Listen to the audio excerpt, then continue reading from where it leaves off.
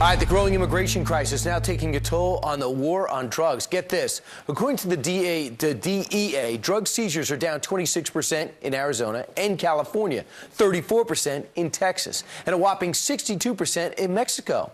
Drug cartels using the immigration crisis to distract border agents. Joining us right now is former drug czar himself, John Walters. John, is distraction one of the methods? Yeah, it has been. These organizations control sections of the border. They tax criminal activity. They run some of it, but if you're independent, they tax you. And they use the movement of people. Kids would be an example of pull people off the line so they can move drugs other places. Again, the seizures are down, but our government reports production of heroin, methamphetamine, marijuana is going up. I was in Colorado just a couple of weeks ago.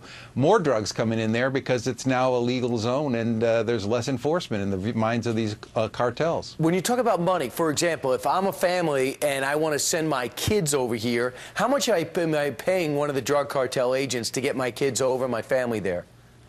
Well, it varies. There have been reports of, $3,000, $4,000, $5,000. Sometimes it's more. Again, in some cases they're abusing these people in the past. They're making money both ways. So this can't happen. This can't happen unless there's a collusion on both sides of the border to bring these people up and to reach down into South America and bring them.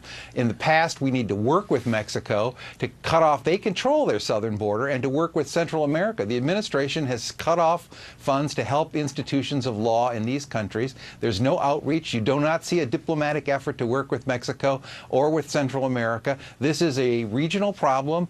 In the past, we've had regional solutions. There seems to be a reluctance to get out and do your job here. It's amazing because you could also threaten, as Senator Lindsey Graham brought up, and say, look, that aid we give you, it's not going to happen unless you start rounding up these people and stopping them from coming through Mexico to our country. The other thing to bring up, too, is one of the Border Control Commissioners was on over the weekend saying, hey, we're going to be able to stop this because we're putting another 150 Border Patrol agents in the Rio Grande Valley. Will that pretty much stop the tide? There's a lack of comprehension of how big the space is and how much the demand is when you have a minor or hundreds of them that you have to take custody of. 150 agents is like trying to fight a problem with one person per square mile. It's ludicrous to suggest that's the way you're going to handle it. You need help from the Mexicans. You need help from the Central American governments. You need to take a stronger stand, and you need to have a more systematic effort to control the border. Right now, we don't have that, and they're getting less control of the border because they're sucking people away to run these detention centers. And if you are outraged about this, it seems you don't like children or you don't like Hispanics. Everyone's missing the point. They're trying to politicize a real issue, and it's very frustrating. John Walters, thanks so much. My pleasure, Brian. All right.